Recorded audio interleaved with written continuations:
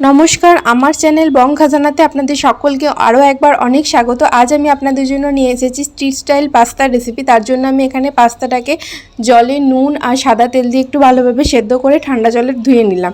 তারপর আমি ডিমটাকে এখানে একটু স্ক্র্যাম্বল করে নিলাম, আর ডিমটাতে আমি নুন আর গোলমরিচ গুঁড়ো দিয়েছিলাম। তারপর কড়াই তেল দিয়ে এখানে দিয়ে দিলাম আদা রসুনের পেস্ট, কাঁচা লঙ্কা, বিনস আর এখানে ক্যাপসিকাম, আর এখানে দিয়ে দিলাম পেঁয়াজ। এবার এগুলো ভালোভাবে একটু টস করে নেব। তারপর আমি এখানে একটা সস বানিয়ে নেব, dark soya sauce, vinegar, tomato sauce আর চিলি সস দিয়ে একটা পেস্ট বানিয়ে নেব সসের।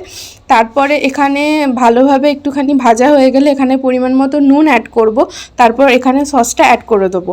তারপর এগুলো সব মিলিয়ে ভালোভাবে টস করে নেওয়ার পর এখানে আমি পাস্তাটা দিয়ে দেবো। তারপর দিয়ে দেবো ম্যাগি মশলা আর ভেজে রাখা ডিমগুলো দিয়ে নেবো। তারপর ভালোভাবে একটু মিশিয়ে নেবো। ব্যাস, তাহলেই রেডি আমাদের আজকে স্ট্রিট স্টাইল পাস্তার রেসিপি। কেমন লাগলো জানাবেন।